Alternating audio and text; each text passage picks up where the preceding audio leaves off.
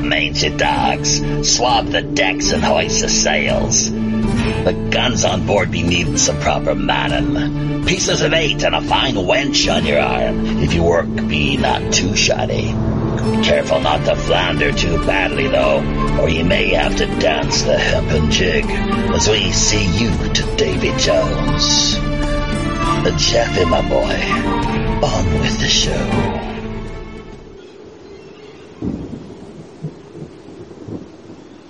Avast me hearties. To our listeners from across all regions of the planet, welcome once again aboard the Robin Hood, flagship to the world's one and only cooperatively inspired charity podcast network, WPRPN. Live streaming today, somewhere off the cold, blustery shores, South Korea's sparkling Spring Peninsula. You're listening to episode 102 of Pirate Radio Podcasts. I'm your host, as always, Ship's Chief Communications Officer, Jeffy Ryder. Joining us for his second time round on the Robin Hood, fellow Korea-based Aussie expat Peter Daley is this week's feature return guest. Working for the past 15 years as a university English teacher out of Seoul, Peter moonlights as an anti-cult activist and investigative gadfly. Member of the International Cultic Studies Association, ICSA, Peter spoke at its 2014 Washington, D.C. conference on the recruitment tactics of 4 criminal Korean cults. It was in this same year he began volunteering with the Teach North Korean Refugees program and has assisted several refugees in preparing speeches about their lives in and escape from the DPRK. And that's exactly the sort of issues that we're going to be discussing here this week with our return guest, Peter Daley. Cults in Korea, all sorts of news and big happenings really here on the home front. We had Peter standing by at the ready just a few moments ago. Hopefully he is still there. Mr. Daley, do we have you there? Yes, I am here. Thank you, Jeffy. Yeah, it's great you made it back. Thanks for accepting our invitation to return to the Yeah, thank you for inviting me back. It's nice to do this again. It's been a couple of years since our last one. A little too long, I would say. I was just listening to the show episode 22 that we did last night, and we had talked about this business of prisoners of war and MIAs, how during not only the Korean War era, but also Vietnam, using stealth, of course, a great deal of secrecy, that quite a few of these soldiers were taken to North Korea. The movie The Manchurian Candidate, in fact, there's some major kind of just revelations of the method, I suppose, as some people would have it, the way that soldiers would find themselves taken as far even as Russia, brainwashing being a central part or component of the agenda there, and of course, a central part to the agenda that we're going to be, I guess, addressing and exploring again this week regarding cults in Korea. One of, in fact, from what I understand, is this not the case? It is the world's most per capita, heavily populated country when it comes to the whole business of cults. I don't recall reading any statistics on that. Some of these groups are quite secretive, so it can be hard to get accurate details on numbers. I do recall Rick Ross, who's an American cult expert, saying that, there's certainly a lot of cults here, and they seem to spread more than cults from other countries. The Korean cults that I've been monitoring for the last kind of 15 years, they're worldwide. In my hometown, in my home country, and all over the world. So there's certainly something about Korea that seems to be fertile ground for these kind of groups, and they have a pretty large willingness to expand overseas, and especially the controversial groups, the groups that have a terrible reputation here, either criminal history or just scandals and a reputation as a cult. It's quite easy to overcome that just by moving to another country and setting up a front group that is not so easily traced back to the parent organisation. So I'm not sure about specific statistics, but there's certainly a lot of cults here, and certainly as someone watching cults, I'm kept pretty busy. There's never a kind of dull moment when you're looking at these groups. No, obviously not. So, especially within the context of what we saw take place just a couple of years ago with Yu Byung-eun and his supposed death / suicide, whatever it is that the official, narrative, how they basically what it was. I'm not sure how that exactly went or ran. They want us to believe, what, did he kill himself or was murdered? And the web of intrigue is, as you sort of are hinting at or indicated, just vast, obviously, and spread out clear across the peninsula. The word culture, too, let's not forget. That's kind of where the word, I guess, cult comes from. Have you ever looked into the etymology of the word cult? No, I haven't actually. Sometimes when I see the word culture, and the first four letters jump out at me, especially when it's used by these front groups to promote themselves or something, like they have peace and culture events and things like that. Yeah, cultivate, I guess, would be another example. I'm pretty cull. Yeah, possibly. When you have you cull the herd, and I think there's a connection there between cull and kill, frankly, because that's what happens in the most extreme examples. Is that certain, what some refer to as useful idiots, outlast their usage, and they are kind of disposed or done away with. So, yeah, it's although and there has been a little bit of that in Korea too, as far as there was a mass suicide back a number of years ago, which, from what I recall, did tie into the Yu Byung-eun cult. We can get into that more, I guess, later. We can just revisit that. First of all, though... Yeah, there was a suicide. Mm-hmm. I think it was the early 90s. Yeah. About 30... Well, maybe a murder/suicide, because, I think murder is probably a more correct word. About 30 people were found dead. And there was some connection to Yu Byung-eun. He wasn't tied directly to it. He wasn't charged, but he was charged at the time with financial crimes, and I think that were related to some of the companies that were involved in that case. I haven't heard of that many deaths. What I've heard sometimes is these weird attempted exorcisms that go wrong, where people believe that the family members or friends are under the influence of Satan, and there's been a few, or possessed by spirits, and there's been a few cases where these people have tried to save, in quotation marks, their loved ones, and they've tried so hard that the loved ones have died. There was an interesting case in a hotel in Germany a couple of years, about 18 months ago as well. But murder-suicides, I think, generally quite rare, because a lot of the current groups, they want to sustain themselves as long as possible, and there's a heavy focus on money, really. So I think for a lot of these groups, it's in their interest to keep members going and working. I do hear members being discarded, not so much killed, but just kind of kicked out of the group because they don't have anything else to offer. Because everything in these groups revolves around serving the leadership. So they don't really want dead weight. If someone's kind of old and frail, then if they don't have much to offer, they can be kicked out. And that can be quite traumatic if they've given their whole life to this organization and believe the leader is a messiah, and suddenly they're kind of told, well, we don't want you anymore. It's quite traumatic in itself. Absolutely.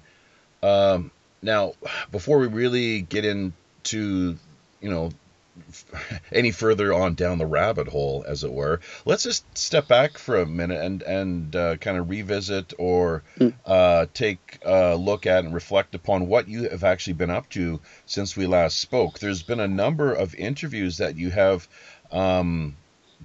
partaken in, and had published via Vice News, as well as several other outlets. I believe you've not done too many podcasts. There was one television interview. Why don't you fill our listeners in as to actually what sort of media coverage your crusade, for lack of a better word, attempt to just, I guess, wake people up and to help people, of course, too, because there's some of that going on as well, of people being liberated from certain extreme organizations. What have you been up to the last couple of years? Well, it's all stemmed, I guess, from my first year in Korea. I'll just fill in your listeners with a bit of background. I arrived in Korea in 2003 and took a job in a small town near Daejeon. And it just happened to be the town closest to the base of this cult called JMS. I had no idea when I moved there. Long story short, the leader at that time was wanted for rape by Interpol. He had fled Korea several years earlier after rape allegations aired on national TV in 1999. So when I kind of encountered this group and realized I was living right next to it and some friends and students were members, he was wanted by Interpol. So he was a fugitive. Yet his organization was operating worldwide on campuses in the US and Canada and Australia and England and Europe and South Africa and so on. And there wasn't much information in English about this group. So a few reasons. I became fascinated with the topic.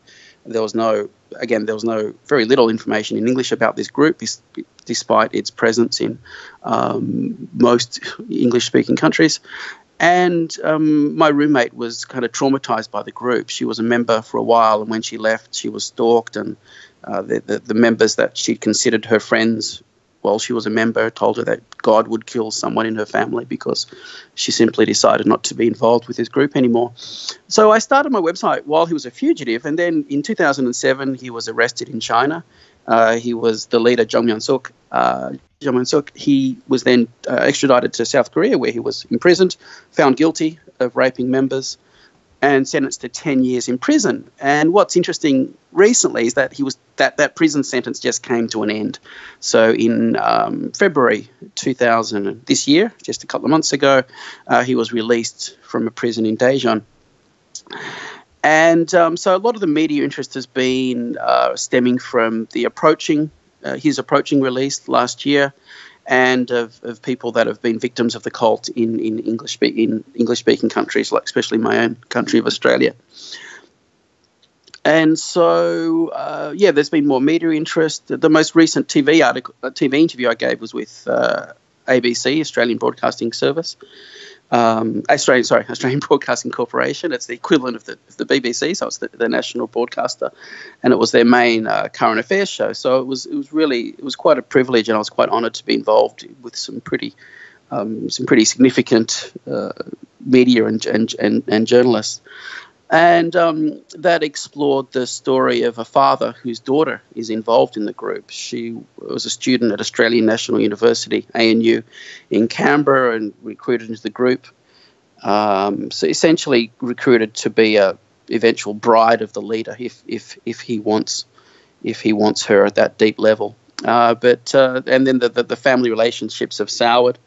There's quite little contact between the father and the daughter. These groups typically separate members from their families and outside influences, and that's of course quite traumatic. You can imagine having a daughter that you know is being groomed by a serial rapist, and you can't really do much about it if she's not in contact with you. So there's been a few stories that stemmed from that TV broadcast relating to that family. And then recently, which was a nice surprise, Rick Ross, who's an American cult expert who's done hundreds of interventions and wrote a book and consulted on a lot of projects, he recently said in an interview that he thought JMS was the most dangerous group operating in Australia. I thought that was quite a significant statement. He's had experience with hundreds of groups, and he has experience with JMS. He's helped a few families. He's flown to Australia to conduct some interventions. So I was really happy to see that.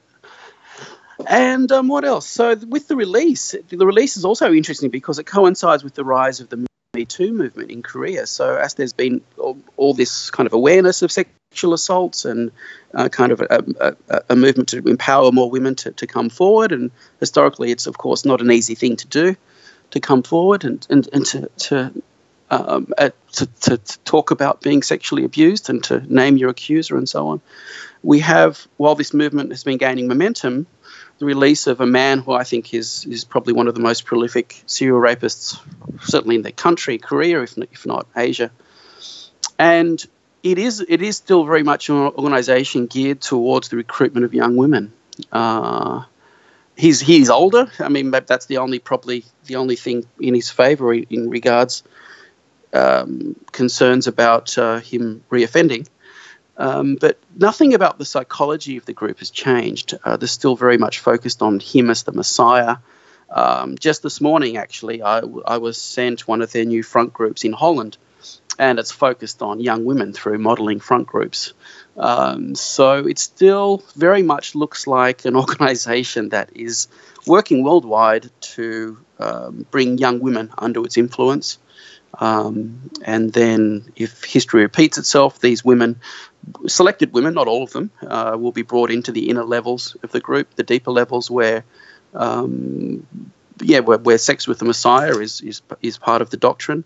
But since he's convicted of rape, I mean, saying no does not stop this guy. It hasn't stopped him in the past.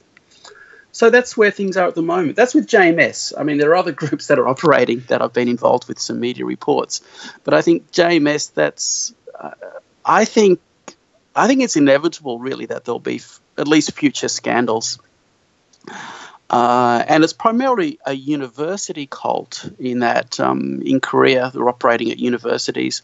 There's one university where I just read a Korean article about it, that there are about 100 members of that university. A front group at another university was recently exposed by a student who did some digging. So this is quite a big problem. I mean, we have agents of a serial rapist working on campuses nationwide to identify and recruit young, beautiful women for their leader who's a rapist. It's an astounding situation, but that's what's happening.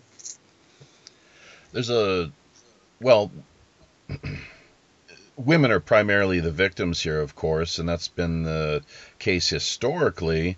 It's considered, I guess, a great honor to sleep with the chosen one, the Messiah. But if you're indoctrinated to that level, but right. Some of the women he's chosen to have sex with him aren't indoctrinated to that level, and then even so, they may regret it later. Oh, for sure. I mean, this is manufactured. It's manufactured consent. So there's a whole scam. Anyway, sorry. Continue. No. I was just going to ask you what of the male angle though? Have you heard anything about the men being preyed upon or assaulted?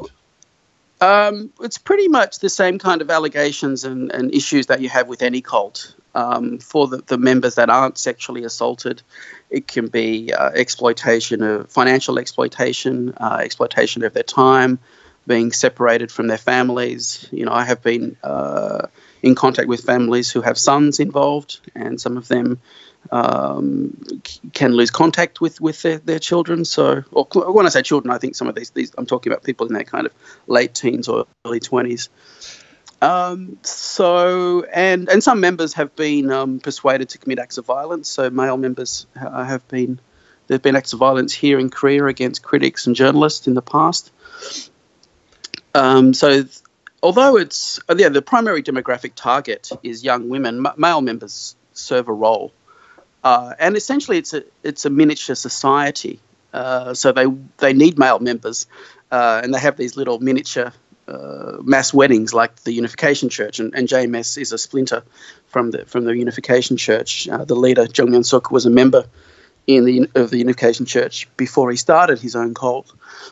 Right. And so we have. Yeah, they call them blessed families. So these people are matched up at their ceremonies, and then they're encouraged to have children. And the group's been going long enough to have second and third generation members. So there's people that have been in their whole life. And there was actually a recent interview with a young university student who was I think in the process of leaving, and he talked about kind of what it was like to grow up in this environment with parents who love the leader more than they love the children. There's talk about parents working, giving all their money to Jung Yun Suk. There was a mention of a JMS pastor. I don't like to use the word pastor, but a JMS pastor or senior member who would walk around campus and make sure that male members weren't weren't having any kind of deeper relations with female members because they're not allowed to have any romantic liaisons. And that's really part of the cult mindset, because any kind of all devotion has to go towards the leader. Any relationship between members that's deeper than this kind of superficial bond that just they have because of their shared love for the Messiah. Any deeper relationship is a threat to the group. That's another reason for these arranged marriages, that members don't have the chance to fall in love naturally and have a relationship and then decide to marry each other, as which happens, outside these groups. So these mass weddings also can bypass and nullify the chance of romantic relationships evolving normally. As just following the live streaming YouTube text chat here, Joe Amanon has put it, a virgin is a terrible thing to waste. And that, of course, runs along the lines of what we're talking about here, what you're unpacking, essentially. The women maintaining chaste and pure character, really, for the Messiah. So let's just back things up a little bit, though. And before we do, let's not forget what you've been kind of talking about and hitting on here. In many ways, is part and parcel.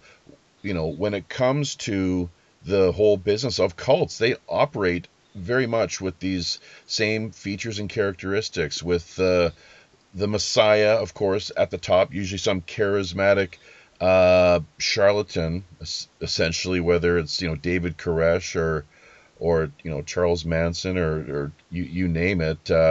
In this case, of course, Yu Pyong-un, got to have that cult leader. So, but also the way, as you say, the disconnect, which is that's really a big thing in the Scientology cult.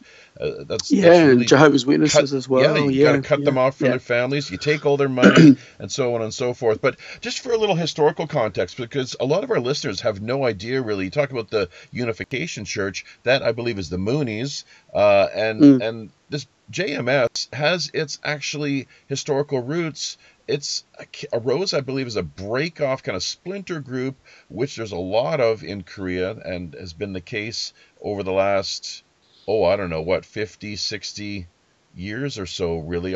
It seemed to have come out of the Korean War, a lot of real high strangeness. Yeah, there's one theory. There's quite a good thesis, a PhD thesis, about that explores the rise of these groups in the post-war period. And the main underlying theme is that these times of huge social turmoil, the country was devastated, does provide fertile ground for these groups that offer false hope, really.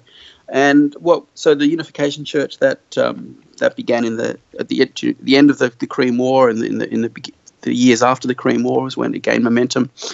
There was another group called the Olive Tree Movement that was big in the late 50s and 60s, and what we see today is these groups like JMS and other groups like Shincheonji and several other groups, they trace their histories to these groups that flourished in the post-war period. So there's been like this, these are kind of second and third generation cults. And so their leaders, experienced these processes and the organizations and saw how these earlier cults operated.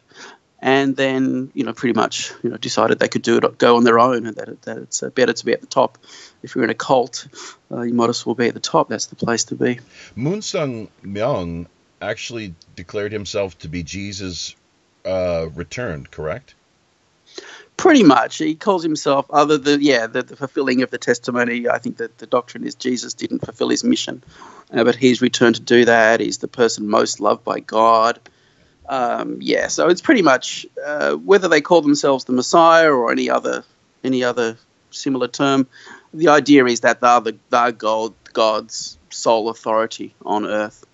And if you want to go to heaven, if you want to be a good person, you have to follow them and only them. And there are dozens of these cult leaders that claim to be the sole source of heaven's blessing and inspiration. Yeah, no, I've heard that quite repeatedly with respect just to these Protestant churches, mainly throughout Korea, stories of exactly what you're talking about, that to be saved and to go to heaven, you can only come to our church. And so for me, that's a major red flag, of course, hearing people talk about this and how it is that the way things are set up and structured. So that's, people should really be on guard.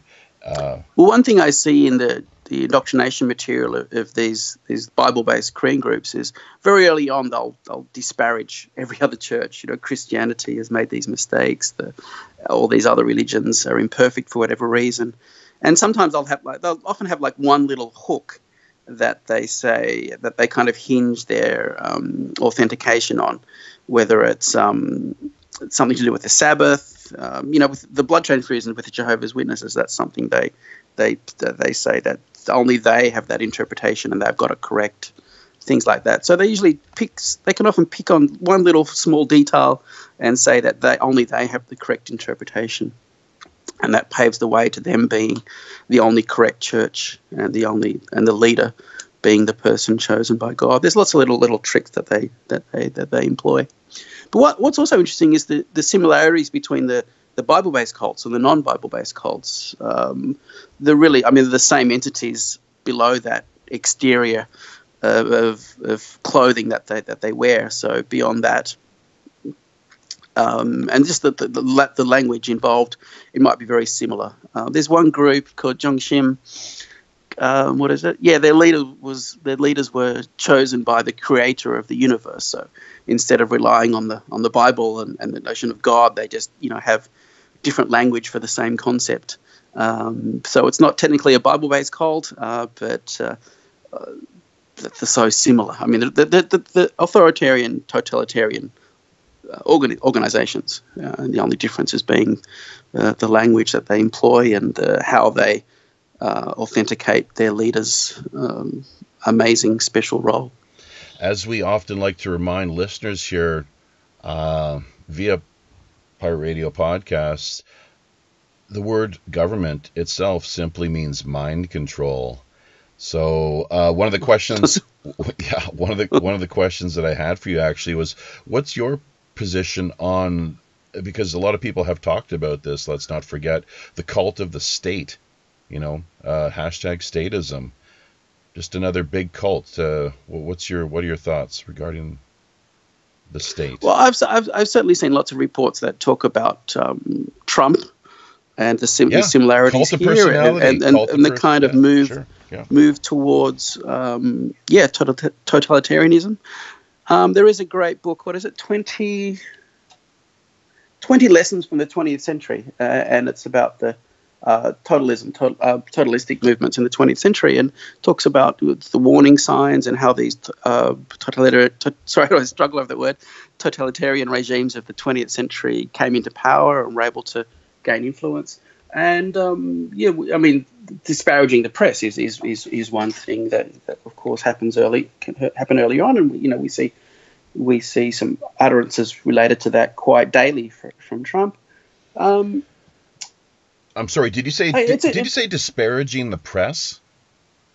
Yes. Yeah. That's kind of problematic though as well too, don't you think? In the sense of we need to hold the bastards accountable, and just because you have you're a journalist or a part of the establishment media doesn't mean that you're necessarily speaking the truth or that you're giving the public the straight goods, if you know what I mean. You follow what I'm getting at, or see what I'm trying to say? I know, but I'm talking about this disparaging of the press just as a general entity that can't be trusted, or the limitations of the reduction of freedom of press. Oh, you're talking about cracking down on censorship, basically, and things like that, restricting and just restricting freedom of the press. Yeah, right, and just generally this is a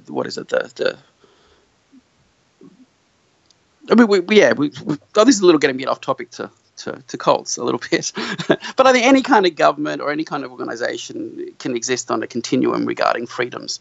It can improve over time. It can worsen over time.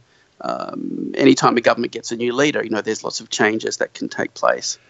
And so, I think the cults that I look at, they're very much... they're more obvious cults in that what their tactics, how they go about their operations, just clearly cultic. We have the leader and all those other elements. With governments going towards totalitarianism. Sorry, it's maybe not so vague, or it might be more obvious in hindsight, and so on. Yeah, restricting freedom of thought. Scientology is a classic example, at least one that I'm aware of, where they do not encourage Mormonism, too, is from what I can tell. We've had a few Mormons visit us here on the Robin Hood, not in an official or formal capacity, but just simply dropping by for tea and cookies. And, you try to present any alternative theories or ideas, and not overly receptive usually. They've got their own set kind of cookie cutter way of, the paradigm way of looking at the world and seeing things, the way that they've been indoctrinated, and that's that. With Scientology, they, I think, and you've talked about this already, I believe, but they are restricted from accessing internet, or in no way at all encouraged to investigating outside the sphere of how they've, what is being presented to them, for fear of running the risk of becoming a suppressive, perhaps ultimately, suppressive person. Yeah, we get the same thing with JMS and these other groups, where that any kind of outside source of information is a threat. Anything that, especially if it opposes directly the leadership. There's an interesting story from Scientology, because the idea that that the inner materials refer to Xenu, the intergalactic warlord, that's quite well known. That's material that leaked, years ago. Yeah. And there's an interesting story from the leader's niece. David Miscarriage is the leader. His niece, is it Jenny or Gemma? Sorry, I'm getting a bit mixed up in her first name. But she wrote a book. And what was really bizarre, what was really interesting for me, is that she grew up in California, but she spent time in Australia while a member, and she was actually posted to Canberra, the Canberra Scientology branch, which is a pretty small office. That's my hometown, so it was interesting to read her book describing her time in my hometown. And one thing she talks about is that she actually went online, and she knew she wasn't supposed to, and that's how she'd been in her whole life. But it wasn't until she was kind of early 20s, after being Scientologist her whole life, that she first heard about the Xenu story, and she first heard it from an outside source, because that's the information that's kept just for the inner members who pay a lot of money for those courses. Mm. So she was a kind of a grass. She wasn't. She was just one of their workers, really. So it's interesting that these members can be involved for such a long period of time and know less about the organization than someone who spends 30 minutes researching them on the internet. I think you could have learned more significant details about Scientology, in 15 or 20 minutes or less than someone brought up in the confines of the group, where, outside information is a no-no. I've heard similar stories of Korea's Shincheonji group. They don't like members looking at YouTube, because there are a lot of Korean TV broadcasts that are on YouTube. JMS as well. Members are told not to look at English-speaking members are told not to look at my site if they're aware of its existence, and generally avoid any kind of outside influence, because everything has to be totally controlled. Because it's a house of cards that could just so easily fall down. And that there's this black and white mindset that we are right and everybody else is wrong, and so people who leave are often branded as having some kind of flaw or fault. With JMS, journalists and critics are branded as having ulterior motives or or under the influence of Satan. That's what they tell members internally. for their public sites, that sounds a bit silly. So they just talk about people wanting money, or journalists not doing their job, or journalists believing people who are lying, and those kind of things. So yeah, it's interesting to look at these groups as an outsider looking in, and then to read these. Sorry, getting a bit. I'll have a drink of water. I think it's all this pollution. One thing that I always do here from this end during the course of our weekly stream is I am always take care to make sure that I've got those throat lozenges on hand, so as to keep the vocal cords well lubricated. One of the things that I like to say, just as we kind of maybe shift our focus a little bit, is a shout out, of course, to the people that have tuned in or joined us live here via YouTube. Almost half a dozen folks, which is good to see. It's a hearty lot, and somewhat of a motley crew, but we've got our committed. I don't think followers would be the word to use within the context of what we're, the pirate cult. Fans. Yeah. Well, no, you can't maybe. even say fans, actually. Well, I could, but unfortunately, what happened, we actually had we did that once, and the lady who we referred to as a fan just completely flipped out and lost it. It's gaslighting. I'm not sure if you've heard that term or know about that at all. Oh, right. Yeah. It's a bit of a gaslighting incident is what it seemed like. So that was unfortunate. But yeah, just followers and supporters, people that help out, to promote the show and get the word out, basically. So Joe Eminon, as well as Joe Triple 3, the two Pirate Joes. Joe Eminon, of course, being based out of the Long Island, New York region, attorney at law, I believe, or he holds the power of attorney for Mr. John Ford, who currently is serving time in a high security psychiatric institute for having committed the thought crime, among other things, of claiming that there actually were UFOs appearing in the skies and crashing to the ground in the Suffolk County region back in the mid-1990s. Bit of a story there, and I'm not sure if there's a cult angle or not necessarily, but we've also got Mr. Anderson 51 from over on Minds.com, as well as Emily Anderson. So that's about all we see right now at the moment. Johnny Canuck, of course, too. Feel free to share your comments and put your questions together if anything comes up or comes to mind here regarding conversation. A very active chat area at the moment.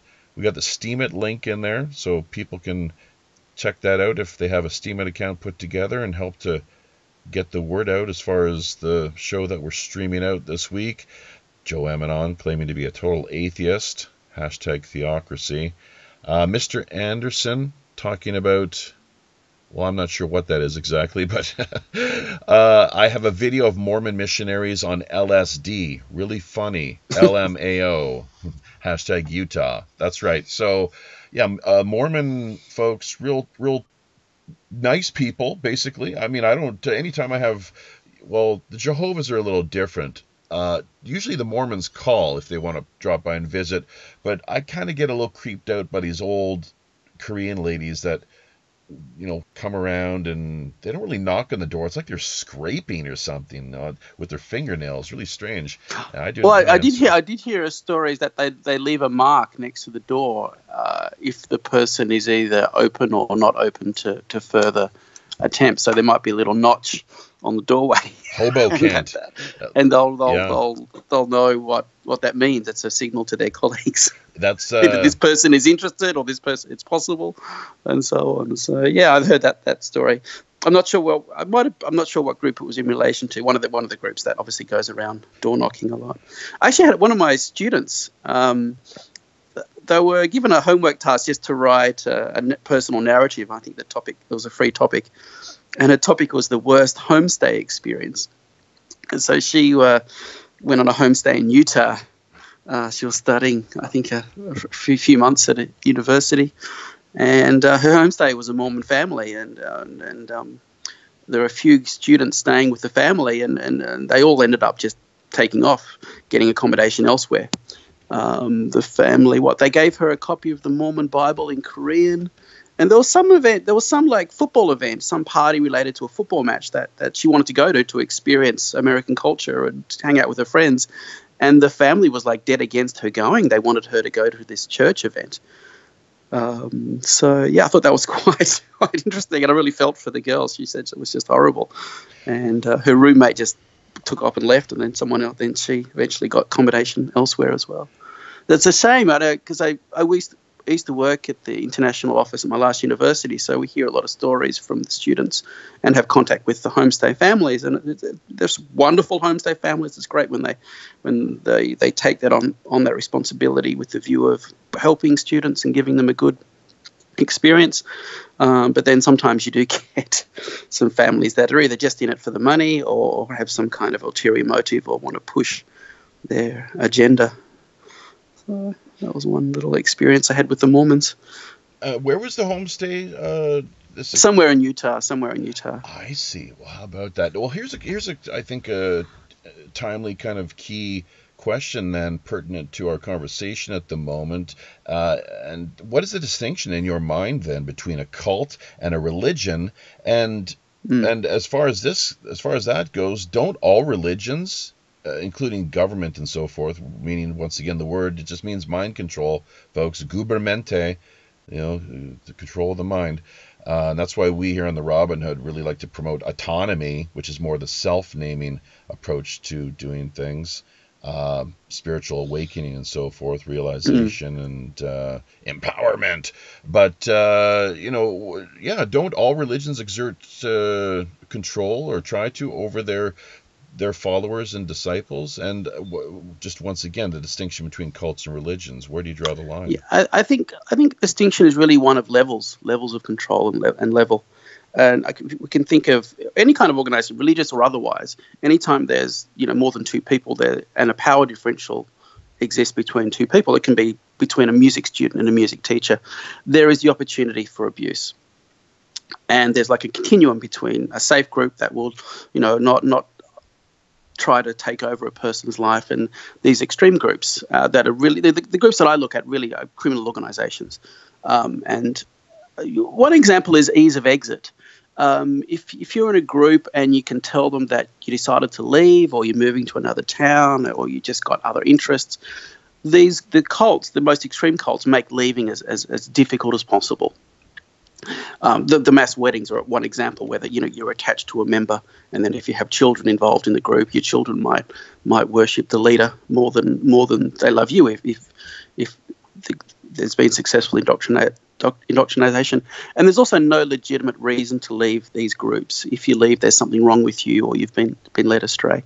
You may get these may exist in different levels in a lot of groups. But with these cults, it's really at the extreme right end. Not all religions will claim that their current living leader, is the sole authority, God's sole authority on earth. Not all religions will, disparage every other religion as being wrong. Take for example JMS. If you had a daughter, and if you had two daughters, one was in JMS and one was in the Catholic Church, you would be much more worried about your daughter in JMS than in Catholic Church or a church that isn't led by a serial rapist, for example. The other thing is exploitation, financial exploitation. I grew up in a Catholic family. My parents would go to church regularly, and they'd put some money on the plate as it went around. But in these cults, really, it becomes almost like a competition. The more you give, it's a sign of loyalty, a way to show your loyalty. So some people, give their entire life savings. You don't really hear about these kind of allegations in kind of more mainstream churches. So I think it's really an extreme, the levels of extreme where these cultic groups are really at the extreme end of the abuse spectrum, the extreme end of the control spectrum. And the extreme end of our leader is the only leader. Everybody else is wrong. Groups can change over time as well. So I'll just grab some water. Sure. definitely. Groups can become safer with a change of leadership, or groups can become more dangerous over time. It's almost like, what's the difference between a terrorist organization and kind of other political movements? It's the extreme end, the use of violence. They Sorry. they talk about how you kill one person, it's regarded as a homicide. You kill 100,000, that's just simply foreign policy, and you get away totally scot-free. Whereas, of course, if you go out just as a private citizen killing people, you're spending a lot of time in jail. So bombs away, people. It's I've never really understood that myself, frankly, the way that the state is able to get away with just rampant. It's called, I think there's a word for it, democide. In fact, the number of the casualties, the body count really over the last 20th century, Stalin, Mao, Hitler, of the Allies, of course, too, and their part in things, just kind of.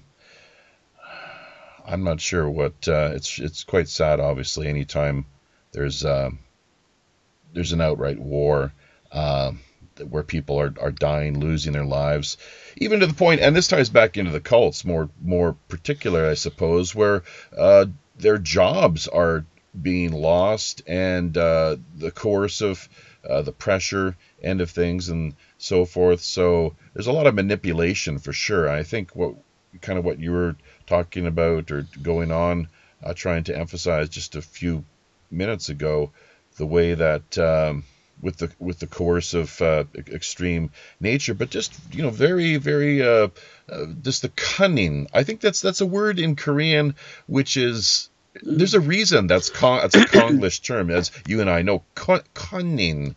It's because people can be very cunning, and especially within contexts such as this, where they're trying to milk people or bilk, perhaps is the word, out of their life savings. Starting, you see it in Scientology too, of course. This business of you got to pay to ultimately find out that it's all about Xenu, and this science fiction kind of scenario that Hubbard put together back in the day. Let me give you a bit of a break, though, just with the vocal cords there. Maybe you can get a chance to grab a throat. I've got a big bottle of water right here. So all right. Well, a couple of things. It was interesting. Speaking of Scientology, the way that you pronounce the name, it was actually it's Miscavige. I heard you pronounce it Miscarriage, which to me makes total sense. Oh, I know. I meant Miscavige. I know his name is Miscavige. No, it's a parody. It's a total Miscarriage of justice. JMS. What exactly does that stand for? And secondly, just as a side note to that, a bit of a tie-in, what's the latest then on the leader? We know he's out of jail. Where is he? What's he up to? That's interesting. Yeah. That's interesting because he has to wear a monitoring anklet for 7 years, which is attached to his ankle. Ankle bracelet, sure. As a convicted sex offender that's completed his sentence. That's interesting, right? Because I think those monitoring anklets are better suited towards a lone offender, right? Who might go to a high school and wander around a park or something next to a kid's school or something. But with him, like, he's probably at his hometown at the group's retreat outside of Daejeon. He's an offender who has thousands of enablers. He doesn't have to go anywhere. He just has, people will bring women to him. He won't like it because, first of all, one, it's a visible sign of a part of the history the group wants to forget completely. It's a visible reminder. But I think he'd also. I've heard members say that he wants to leave Korea as soon as possible, but of course he's unable to legally do that. Because I think his ideal situation is somewhere quiet where he's not being monitored, where people aren't watching him, where people don't know he's a convicted serial rapist, where he can live with his little harem and new women can be brought to him. That's, I think, is his ideal situation. And actually, one of his books, which was written in the 1980s, pretty much just describes a harem as the most perfect situation, society on earth, with everybody loving the leader. So there was also an interesting development just after his release. where members were sent messages telling them not to go to the retreat, which is this compound. And that's the spiritual base of the group. And members were so excited about his release because for grassroots members in Korea, they haven't been able to see him freely since 1999. That's when he fled Korea. So his fugitive years, I mean, some members were brought to him while he was hiding out, but there was a lot of secrecy, of course, surrounding his location because he was wanted by Interpol. And then the 10-year prison sentence. So this was a huge event for members. Finally, they had a chance to see him. And then just after his release, they were told, "Oh, don't come to the base for the time being." So I was trying to think of what was going on. One, maybe they realized he can't live up to all the hype surrounding him. That's possible. I guess maybe he just wanted to be surrounded by his core followers. He didn't want to be bothered with all these. There's like 100,000 grassroots members, people that he's probably not interested in sexually or as rape victims. But that was an interesting development where all these members are so excited about seeing him, and then they're told to stay away. That would have been a shock to a lot of members. So I think he's probably. I haven't heard that much. Just been accounts of former members that have surfaced since then, and some surrounding issues of their front groups operating on campuses and so on. But I think it'll be interesting to see what happens in the coming months and in the coming years, because, well, first of all, there's no even suggestion of rehabilitation, because the group has always just completely denied that he's guilty. And while he was in jail, women were brought to him as visitors. So there was like groups of women would come to see him. And then members were also, worldwide, female members received letters from him.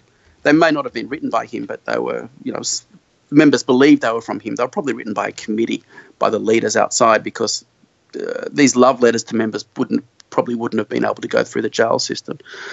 But the cult of personality surrounding him was maintained while he was in prison. So now that he's out, I mean, there's no change whatsoever in the mentality and mindset of the group. So it'll be interesting to see what happens in the next few months. So that's what's happened with JMS recently. What was your other question? Sorry, there was two questions, and one was JMS recently. Yeah, JMS, and what does it?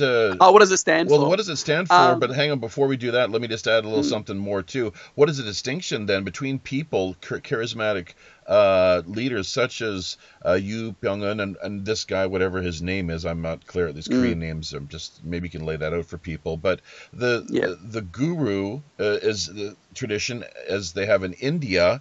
And there's a lot of talk these days about sexual wrongdoing, or just kind of, just overstepping the line, ethics and so forth. I'm looking right now as you're speaking, actually, for a really well-known PDF. It's called Stripping the Gurus. And I'll send it to you and have you have a chance to see it. But what is the difference then between characters like this, Yu Byung-eun, and this JMS head, whatever his name is? You can let people know about that hopefully here, and the Indian tradition with the gurus. And what does JMS stand for? The couple of things. First, the initials of the leader, Jung Myung-suk, JMS. They also have a Bible reference, Jesus Morning Star, so they kind of tie it in to have a biblical reference as well. But it's interesting that it's the leader's initials as well, because, I mean, as a cult of personality, everything revolves around him. So it's basically they put a Bible spin on it, but it's basically him, and the cult's really just an extension of himself. Gurus. Well, I did read one of the scandals recently from one of the Indian gurus who had been accused of all these sexual abuse, and it sounded exactly like JMS. Members, young women, had been separated from their families. Their sleep deprivation was implemented by having like early morning 2 a.m., 3 a.m. wake up calls and ceremonies and so on. That's what JMS does as well. So I think in the extreme case of the abuse, there's really no difference at all. The difference is just really perhaps the how they claim authority. So I mean, there's different levels. There's different extremes of there's different levels of abuse. I mean, some groups might be more focused on financial exploitation. JMS is probably it's the group that's been the most focused on sexual assaults that I've encountered. I've never really quite seen a cult like it. I mean, sexual abuse is common in cults, but JMS, I mean, it's led by a serious serial rapist, and I think that changes has results in some obvious differences. So cults the leaders may take advantage of their position to fulfill their sexual desires, but it might not be. They might have other goals, and they might just enjoy the power, or they might have money. A cult that's more focused on financial exploitation, maybe there might be very little sexual abuse or none at all if they're just kind of money hungry or power hungry, or they don't have those deviant urges that exist in JMS and some other groups. So I think, I mean, con men it's a worldwide, it's probably unfortunately part of the human condition that there are people that have knowledge of how to manipulate people and either whether they're sociopaths or whatever, they have no boundaries and nothing really stops them acting on their urges and have almost no concern at all for their victims. I guess extreme narcissism. I guess what we see in some of these groups. So, I mean, there may not to say every leader of every guru is someone like that, but when we hear about the stories of abuse and control, there's just so many similarities. It's almost like we could be reading the same story with just different names. Really. Oh yeah, absolutely. And that really is, you're hitting the nail right on the head there, because that's what we are seeing, is that the standard operational procedures, the same kind of formula, the same tactics, the same techniques. Keep members tired, and it's so easy to do. Like in JMS, for example, what do? They have the idea that God can hear you pray better when you pray in the pre-dawn hours. So they have all these, let's wake up at 2 a.m., let's pray at 3 a.m., let's have this internet service at 4 a.m., all these kind of things. And then bam, you've got instant sleep deprivation. I sort of laugh a bit, but it's kind of comical how easily it's implemented and carried out. And they're successful. The people in this mindset of the group, they feel that they get caught up in it, and they feel that they are closer to God and that they're making positive contributions to society, when in the case of JMS, really they're essentially just agents of a serial rapist. One of the things, that we did not address here, we've been so busy just throwing ourselves right into the conversation here with, just the analysis and getting up to speed, I guess, on all the latest from your end of things as far as updates and whatnot are concerned. But as you probably recall, last time you visited, we asked you for a bit of a pirate story. So just kind of jogging your memory a little bit there, do you remember what it was that you came to the table with? A piece of music from Black Sails. There you go. Exactly. That's right. So yeah, you, the captain, definitely, you've managed to make the grade there and cut the mustard, show that you've got your pirate credentials in hand. And I've got something else actually prepared, in case you ask me. Oh, what was that? Well, I play guitar, and I mean, recently I've been learning more solo pieces. And there's a Korean guitarist called Jeremy Chair, and he makes these really beautiful acoustic arrangements, and he's got a nice little version of Pirates of the Caribbean theme for classical guitar. I haven't started learning it yet, but I've downloaded the sheet music, and it's on my radar of things to look at one day. Do you want to have a listen? We could give it a try. It could be. Hopefully, it doesn't end up being too much of a train wreck. Are you going to play it yourself? You have a recording? No, I've just got the YouTube. I've just got it on iTunes. Yeah, why don't you? What you could do is stream it for a little bit, and maybe you could keep it. I'm not sure. What does it run for? 3 minutes? 4 minutes? It's only 1 minute. Well, okay. Let's. Or I can give you a snippet. Let's take a 1 minute intermission here, listening to the song that you've queued up via YouTube. I think people will be able to hear. I'll put my phone up next to the speaker and see how that goes. You can adjust the volume if it's... Okay, I'll give it a try. Ready? Let's have it. Let her rip.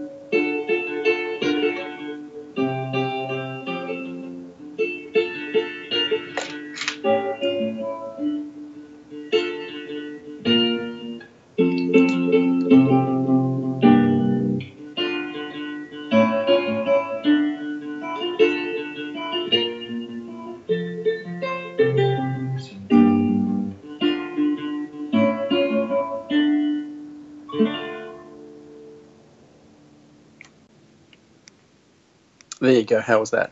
Oh, Did that come through clearly? That was perfect. Very okay. Very soothing and relaxing. There can be, of course, from time to time, some pretty intense pirate type music with. Oh, okay. So this is a nice mellow. Oh, it was piece, really that was great. And just once again, for people who weren't listening, it came. Who produced that? And what's the? The guitarist is Jeremy Chair. He's on YouTube. If you Google Jeremy Chair, CHOI. He's a classical guitarist, and he's got some of his own compositions on YouTube, and he does arrangements of quite famous pieces, film tunes and popular songs. He's got a lovely rendition of Alalang that I've actually learnt, and there's another piece of his that I'm working on. So I play guitar, and I'm trying to build up a repertoire of solo pieces, so he's one of the guitarists I've turned to. And he's one of these guys that has a lot of videos, but he also makes available the sheet music for free. So he makes these little arrangements and transcribes them, and then makes them available. So I'm a very appreciative of his efforts, and he's a great player. He's very clear and very I'm a fan. That's great. We just actually shared there's a Minds group that we have put together, Cult to Personality, in the live streaming YouTube chat.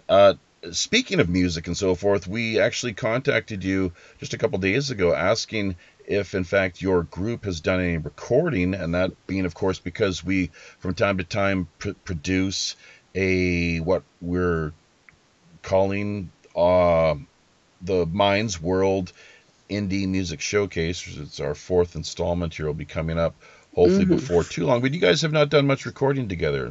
That's unfortunately. Yeah, no, I was in a covers band, and we basically just performed just in bars and pubs around here, and a couple of beer festivals in Seoul, Gangnam and Coex. But we're taking a break, and it's so a few of us are just doing some other projects. But I joined a new band just about a month ago. But we're just practicing at the moment. We're going to perform maybe in June.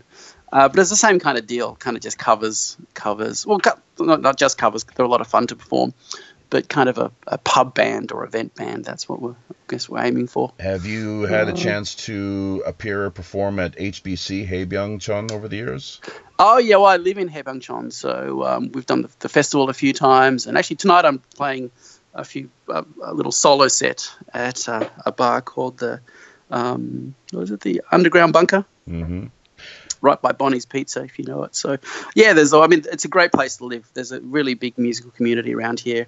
And so many of the bars are just so supportive of live acts. You know, there's open mics every week, and all these specific music nights where, you know, bands are invited to play.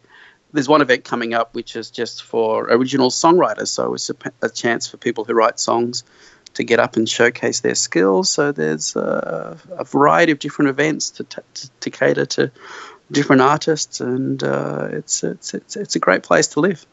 Yeah, I used to actually attend a few of the festivals that they had up there, as well as a couple of other Seoul-based venues, but because of the distance and the effort, it just got to the point where I've done and seen and played enough to the, and if I can at least get a complimentary beer, people talk about it, say, oh, it's a free beer. No, it's not a free beer. It's a complimentary alcoholic beverage, folks. Just in the same way that we offer to each of our guests complimentary network subdomain URLs. So that's what you are able, it's up for grabs if you'd like to take advantage of that. Just put like a little blog together through WordPress and with your links and so forth, as a number of other guests in the past have done. But it's just a way of saying thanks, Thanks for the music. Thanks for dropping by and talking with us for, 90 minutes or so.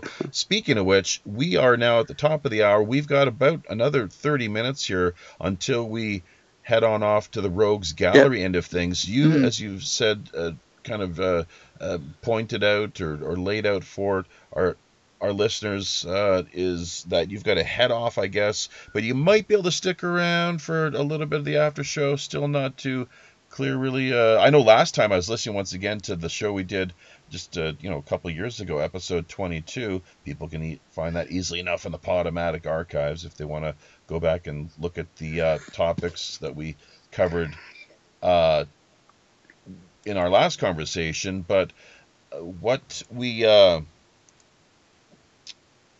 hell was I going to say now? This doesn't happen too often. Completely. No, with the last show that we did, I know what it was. The after show, yes, ding ding. That you were actually, you said you could stick around for about 15 or 20 minutes, and we just kind of politely let you go on your way rather than. I could do that. Yeah, I've got a few things to do before I head out.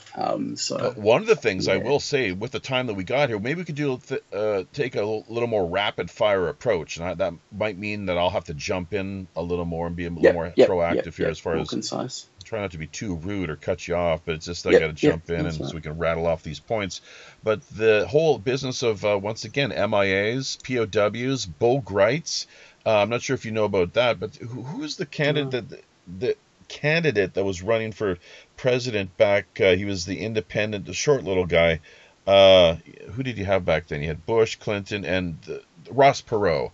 And he, I guess, was kind of in the loop as far as intelligence was concerned. And Bo Greitz, I guess a Marine, kind of Rambo-type character, had been sent by, I'm not sure who exactly, although I think Clint Eastwood actually, a little bit of his money was involved in the project, believe it or not, and there was a little bit of bad blood that ended up, I guess, coming out of the whole thing, unfortunately, just the way it all kind of played out. But he got back from Vietnam with reports of there being, in fact, some soldiers still alive, and this theory or the claims that they had, in a lot of cases, been whisked off to North Korea, and then ultimately, of course, even places such as Russia.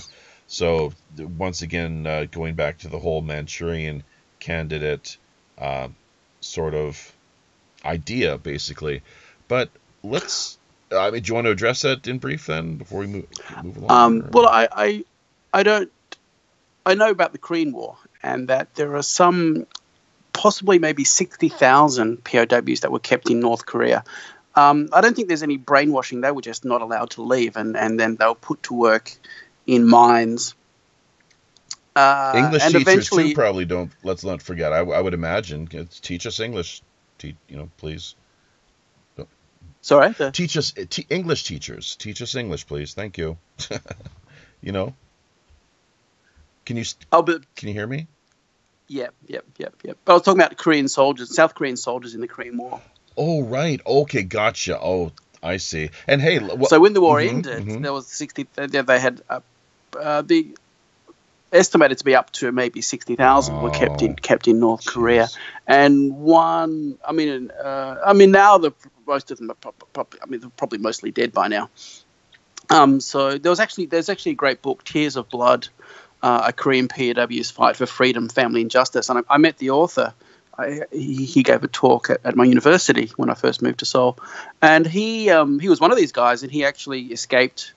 He had a life in North Korea, like after so many years working in the mines and doing these other jobs that they hit to for the regime. They were given wives and kind of allowed to have a family, but they're still monitored. I mean, they were living in North Korea. They weren't actually kind of in prisons, but they were monitored, and they didn't have much. They had less freedom than the typical North Koreans, and they're at the bottom of society as well as enemy soldiers. But they he did have wife, and I think. I can't recall if he had children as well. But what happened was he managed to get out in about the year 2000. So in the 50s he was captured, and so he managed to get out. In the year 2000, his father was still alive. He was in his 70s, and his father was in early 90s, and his father hadn't heard from his son since the end of the war. During the war, when he went missing, so his father had written his son off as dead. 45 years earlier, and his father gets a phone call from his son. This is an astounding story. And what's also, I guess, astounding is that this guy in the Korean War, when the Korean War broke out, he was living in Seoul, and when the North Koreans overran Seoul, he was forced to join the North Korean army. They were just constricted up, given a gun, and he wasn't allowed to. He didn't have a choice in the matter. But him and his friend, they decided to escape, so they decided to take off and run away from the army that they'd been kind of forced to join. And they were actually found by South Korean soldiers, but because they were wearing North Korean uniforms, they were then taken as POWs from the South side. So he was a POW both sides. So he was a POW in South Korea. And then they were given the option of either being sent to North Korea as some kind of exchange, or staying in South Korea and joining the South Korean army and fighting for South Korea because the war was still going on. So he opted to join the South Korean army. So then he was fighting for South Korea, and then he was captured. So I didn't laugh, it's not a funny story, but then he was captured by North Korea soon after. And then he was a POW in North Korea. So he was a POW of both sides. And then, so then his life was spent in North Korea until the year 2000. And he's still alive. He's given a couple of articles. That's amazing. His book's just this astounding story. The name of the book, once again, is? Tears of Blood. Right. Tears of Blood's the main title, then subtitle, A Korean POW's Fight. So if you Google Tears of Blood and Korean POW, you should find it. It's on Amazon. There's a Kindle version as well. Once again, we've only got about 20 minutes or so just going to keep things moving along. And thank you for that great story. That's mind-blowing, and it goes to show that yes, reports such as these regarding MIAs and POWs, there could very well be some real substance to it. Apparently, I've even heard allegations and reports that John McCain is very much in the loop and has been for years. He just refuses to touch it because it's such a political hot potato. Speaking of politics and hot potatoes and the like, just recently, Park Geun-hye, I believe Park Geun-hye was jailed officially 24 years. The former president that's a sentence she's been handed, along with something like $15 million in fines. This is quite a legacy here. It seems to be the general trend. Lee Myung-park, her predecessor, is now facing charges. Two, let's not forget, No Mu-hyun either jumped, or some people would have it, thrown off a cliff. A little bit of a push helped him kind of, over the edge there to his demise, although he wasn't quite, he was still alive actually for some time after even, being hitting the ground and being dragged off to not the nearest hospital, kind of Diana sort of style, where they take the long route, as it were, to sort of wander around and maybe look for a place where they can sort of take them. But what are your thoughts then on Park Geun? I cannot pronounce these. Park Geun-hye, and the sentencing. Well, it's for the. I mean, if the sentence is carried out, that's the rest of a life. That's probably horrible for her. I guess I'm more interested in the backstory because there is the cult element where she came under the influence of Che Shun-sil's father. Well, let's hear about that then, because listeners probably aren't too clear. Well, back when she was in her maybe early 20s, 21 or 22, her mother was assassinated. Her father was her father or mother? Both. Both. I think her mother was killed in a botched attempt to kill her father initially, and then her father was killed later. So I'll have to check up, but definitely her mother was killed. I mean, they were both killed. KCIA anyway, is what I'd have to look into it. Isn't that the case? KCIA bodyguard again? I think that he killed the father, but I think that the attack that killed the mother was a North Korean agent. Or someone sympathetic towards the North Korean regime. There were two different official narrative. Okay. Official one. So anyway, she was in her early 20s when her mother died, and she was in France at the time studying, and she got this message to return to South Korea immediately, but they didn't tell her what it was about. And then while she was at the airport, one account said that she saw the headline that her mother had been killed. So she came back home, and this cult leader, Che Shun-sil's father. Che Shun-sil is her friend that kind of got her in trouble with all this scandal and was apparently, running parts of the government and getting money from Samsung. So her father, Che Shun-sil's father, contacted the young Park Geun-hye, the young grieving Park Geun-hye, and said he was a charlatan cult leader, and said, I can communicate with your dead mother and give you her messages from heaven. And so she fell under his spell, and that's how she was introduced to Che Shun-sil, who was her lifelong friend, whose kind of shenanigans resulted in the impeachment. So I think it's an interesting backstory, and what an asshole Che Shun-sil's father is to prey on this young grieving woman. And 21 or 22. Sure. That would be Choi Shun-she was the father. Choi Shun-sil was the daughter. No, Che Shun-sil is the daughter. Che Tae-min is the father. But they're Che Tae-min, they're both shamans, correct? Well, the father called himself a shaman, but I don't think I think he's just one of these con men. I don't think he was linked to any formal organization. What was the tie-in? He went through a few changes. He led a few. I think he led a couple of different groups under different guises and changed professions a few times as well. Very cunning. So he saw this opportunity to gain influence over a young girl who was in this powerful family. Choi Shun-sil was Park Geun-hye's friend for quite a few years, from what I understand. What ended up being the big scandal or controversy? There was a lot to do with money changing hands, maybe. Well, initially there was some laptop that was found by reporters that showed that Park Geun-hye was sending her friend, who had no government position at all, confidential documents and seeking her advice for speeches. So Che Shun-sil seemed to be involved in formulating policy and writing the speeches. And then she set up a couple of foundations which seemed to hustle the main companies out of money. They raised enormous money from Samsung and some other companies. So the initial shock was that she was without any government position, had this position of influence over the president. She was a shaman, correct? Choi Shun-sil, the daughter? No, I don't think so. Just a spiritual advisor, trying to. I think just a friend that had kind of undue influence, perhaps, or just a friend that took advantage of the relationship. And Che Shun-sil, Park Geun-hye, she had an odd life. She grew up with her father, dictator of a country.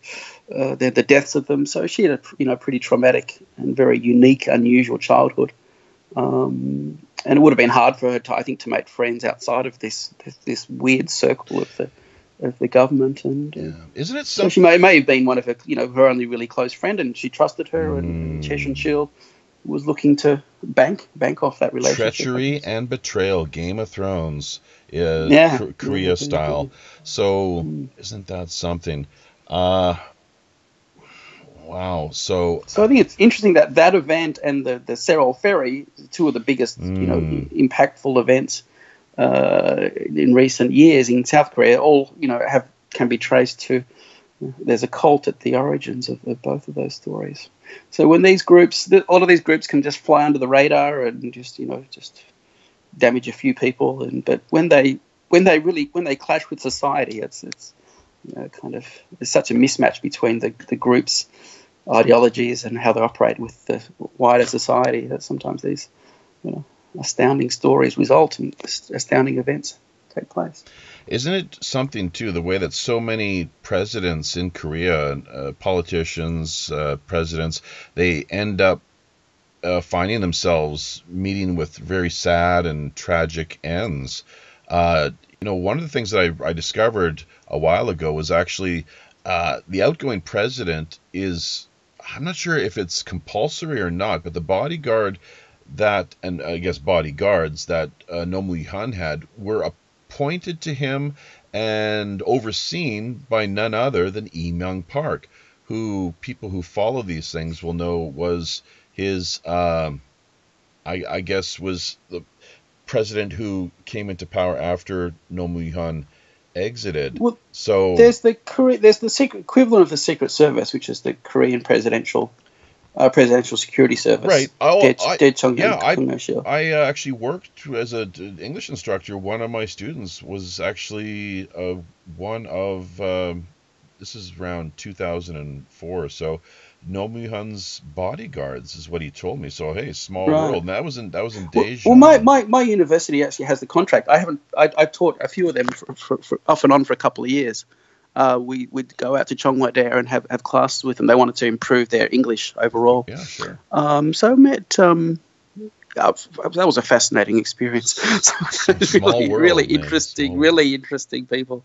I remember one guy I talked to, young guy. We were just talking before class, and I was just asking about his background. How did you join the Secret Service? And what was the question? Oh, yeah, he talked about his university and he studied biology or something. And I said, so how did that lead you to this? And he said he got in through his martial arts experience, which is one route with military training in martial arts into the agency. And I said, what kind of martial arts experience do you have? And it felt like he spent 5 minutes rattling off all these black belts. It's like, well, I have a third dan black belt in Taekwondo. I have a black belt in Jiu-Jitsu. I have a black belt in Hapkido. I have a black belt in... I was like, wow. He was this tall. He didn't look that scary. It was kind of a slender, a little bit taller than me, maybe 183 or 4 centimeters.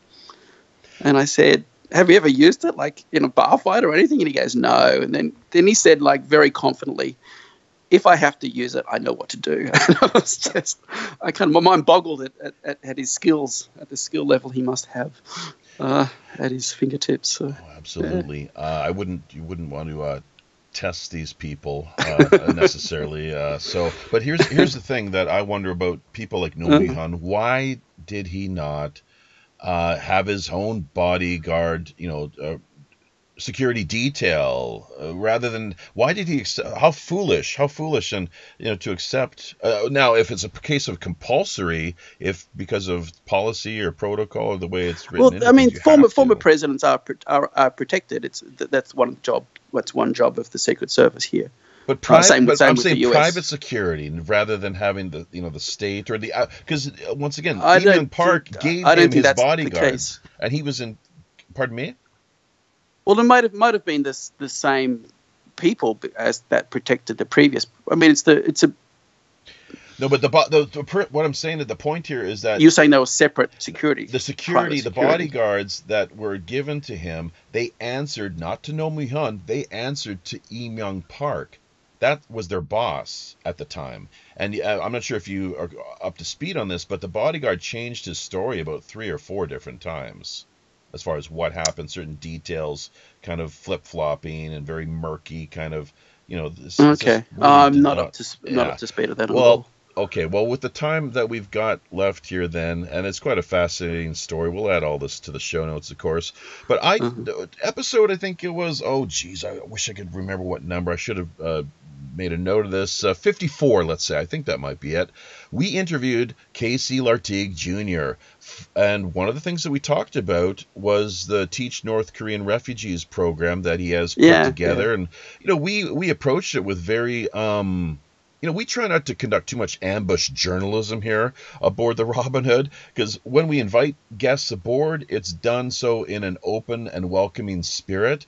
However, there are occasional times where people will have to field what they may view as kind of hardball questions. And this may be, right now with what I'm kind of, presenting to you, hopefully you don't have that feeling, but this is one of the things we got to talk about, because it's 1-2 degrees of separation. It really went, the end of the interview was really bizarre, the way that he had to answer. Now, who's the poster girl that he's got there? $40,000 for an hour of public speaking fees is my understanding, so don't want to kill Park Yeon Mi. The little girl that he's got there, the poster girl, I should go into the folder here. I'll pull it up here in a second. So, well, she was involved very early on. She's since moved. She's since written a book. She lives in New York now, if that's who you're thinking of. If that's who you're thinking of, there was a little bit of a controversy surrounding her book and some of her statements. Oh, geez. Yeah, in fact... Maybe Park Yeon, I think that's who you're thinking of, Park Yeon Mi. Yeah. She was one of the first students of TNKR, but she did go on, she went on to become quite well known. She gave a couple of videos. There's quite a few YouTube videos for her and articles about her. The problem is her story, and there we go, Park Yeon Mi, exactly. And her Mike Bassett, I believe is the fellow's name here, he is absolutely nuts. Okay, but this is a separate issue, perhaps. All right, that's fine. Mike Bassett sent me emails saying, what was it? Accused me of trying to kill him. Oh, geez. And that he had an FBI female bodyguard, and he had a machine gun on his balcony. Wow. I know he's fascinated with North Korean issues, and I think he has a lot of knowledge. He's a good writer too. About that. He's a good writer. A little bit, but yeah, I think honestly. How about that? I think he has some mental health problems. My God, how about that? I think he became fixated on her. Okay, let's just put them. I've got them actually. Yep. Hang on. Anyway, okay, I actually removed his name from my site because I felt bad because he was mentally ill. But since you mentioned no. This is all news to me, so this is breaking here. This is great. Okay. This is great. I could go to my website. Let me just say. Continue. Here's the thing. The point I was going to make within the context of things, it's not just him. It's a lot of people who hopefully are not as mentally unstable. But what they're pointing out is the way that these defectors' stories are constantly changing. They're altering details. They're flip-flopping. They're kind of just revising things, and it's like what from one thing to the next. And she is a classic example. We brought that up with Casey, how just the stories were changing and what his thoughts were on regarding the matter, and he was very dismissive of the whole thing, and quite just the way he approached it was really I don't know, it was really bizarre. He ended up actually, I think, blocking me on Facebook, unfriending the whole bit, and it's kind of really sad, frankly. But $40,000 for an hour of speaking fees for this Golden Goose poster girl? I mean, what's that all about? So it's, and it really, with the speaking of mind control and the struggle for hearts and minds, she, and propaganda back and forth, it's kind of, she's front and center when it comes right down to it, is what it seems here, big time. So, well, what are your thoughts, though, on the way that they change their stories constantly? It's happened more than once. I did read her book, and I did take quite an interest in that. There was one statement that she gave in which she said she was sexually assaulted in Mongolia, and then I think she went back on that. Some of the changes I thought were kind of superficial or inconsequential, and could easily be the result of being nervous or just not being fluent in English. Like some things about like her father, whether she buried her alone or whether someone went with her in China or something like that. So I I don't know. I thought these were kind of superficial details. I mean, there was a kind of conspiracy that she was trying to paint. I mean, make the the North Korean regime into a more evil organization than it otherwise is, and she was trying to bolster her story to make it more, to make money. I don't know. I honestly didn't think the changes that I saw, the little differences, were that kind of significant. I mean, I think there's no doubt that she's from North Korea. She was a major insider too, apparently. Very high level. Her family was quite well off, and so I think she did live in Pyongyang for a time. Major insider. I'll have to. Sorry, it's been. I've read about like 8 or 9 books by defectors, and I read hers a while ago. So sometimes they kind of merge into each other in my mind. There was another who, and Casey. Well, there's the Camp 14. Right. The was Escape from Camp 14. Casey talked about that. He said he agreed. He acknowledged. He said, yeah, they changed their stories here, but he's like, oh, that's just why pay attention to that? It's just people trying to cause problems. It's like, well, no, look, dude. It's like, seriously, this is a major issue that it has to be acknowledged. You can't just slough it off in that way. That doesn't. But when you say they, I think we're only talking about a few, are we? I don't know. I've heard of a few, but hey, what happened? Yeah. Oh, the only reason I even brought it up with him was the night before we did the interview. I told him this too when we were talking, so it's there for the record. It's not like I'm changing my story. There was this, I think, a news item that popped up on the feed, and I can add the video to the show notes. It's simply asking the questions: why are Korean defectors constantly changing their story? It's up on YouTube. I think it's still there. So I've seen articles that have looked at the discrepancies that have been identified. It's a tough one to address. That's about all you're going to say on them, Matt. That's fine if you want to move on. No, I'm just saying I've read those. I mean, the ones that with Park Yeon-mi, I didn't think they were that significant, and I thought a lot was made. I thought the people trying to attack her had other agendas, and I think Mike Bassett was the main instigator of kind of troubling up. Yeah. And I just thought that guy's, honestly, I think he's fucking nuts. Well, if what you're saying is true, then obviously, clearly, it does not reflect. That's not to say that he didn't identify some discrepancies, but I just thought he had a bit of a conspiracy in mind and like made all these conclusions. Politics, he say things like she was working for the CIA or something. It was scripted. I thought he went off into the. Oh, I wouldn't be surprised. I wouldn't be surprised if she's been recruited or approached by certain people within the. She's been debriefed or whatever. How is it? It's like, tell us about your story. Then what's it like? In the DPRK. Well, all defectors when they arrive in South Korea go through a process.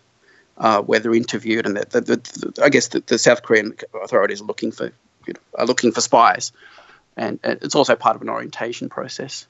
But they are interviewed quite deeply, and they want to check their backstories. Does it match up to they might have to things like drawing their hometown, identifying key landmarks. Does this match up with what another defector from the same town said? What parts of their story can be collaborated and things like that. So that they do go through a briefing, and I think interrogation is probably the right word as well before the kind of allowed to live in South Korea. Then there's a bit of a kind of an orientation program after that once they're kind of cleared. Yeah. So there is a process involved. Absolutely. So they are valuable assets in a big way, and they're used as pawns too. So Park Yeon. Well, certainly a source of intelligence, I think. Especially, some like the guy who was the deputy ambassador in England. These people with experience with the inner workings of the regime. Of course, they're an intelligence bonanza. A lot of defectors are just from these small towns near the Chinese borders. All they can really talk about is what it was like going to school in North, boondocks in North Korea. What was their family life like? What was how did the regime impact their life living in a country town?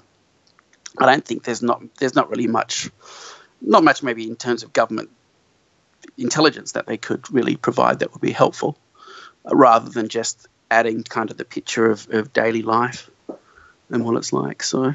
I don't know. Anyway. Well, or unless you're someone such as what she claims to have been, Pak Yeon-mi, with her family, I'm not sure the connection or relationship exactly her parents had to the establishment regime. And she doesn't. I don't recall that being much mention of that in the book.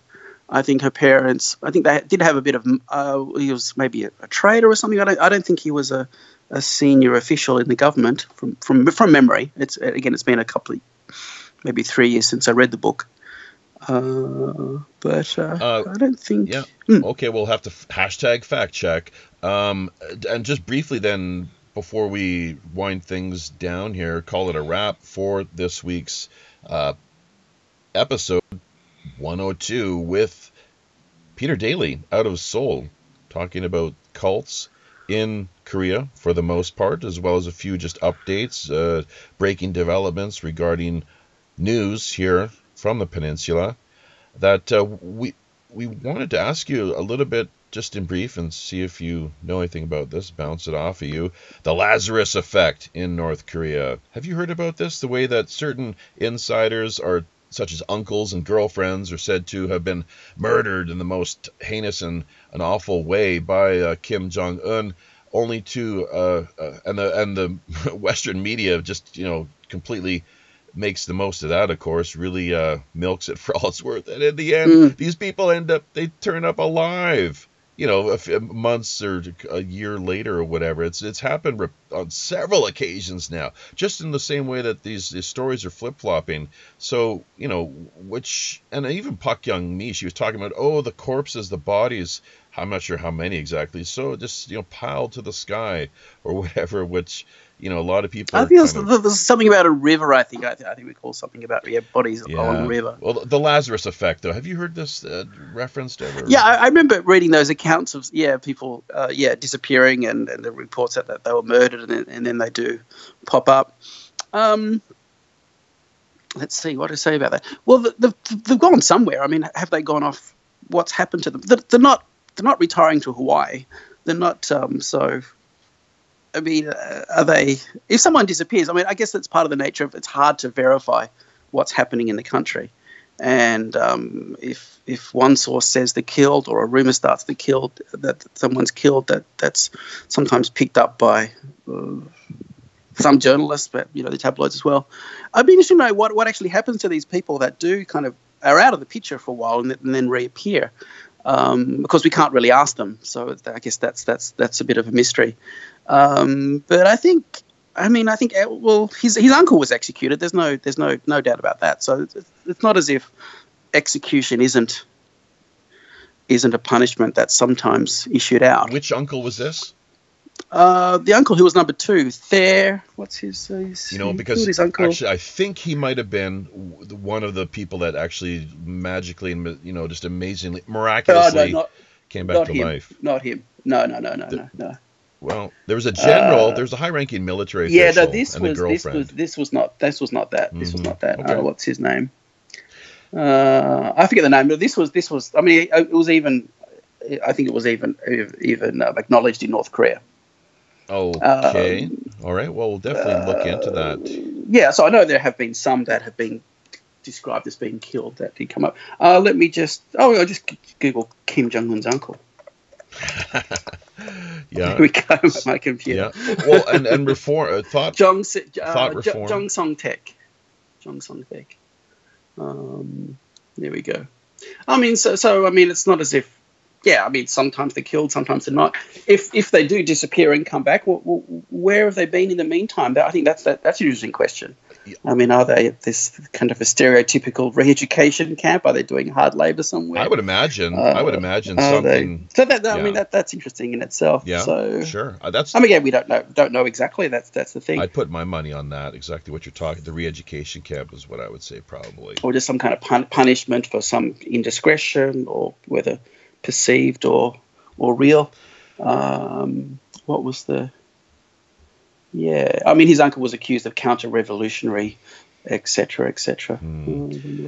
Well, but no, he's not one of these guys that came back. I mean, I think it was.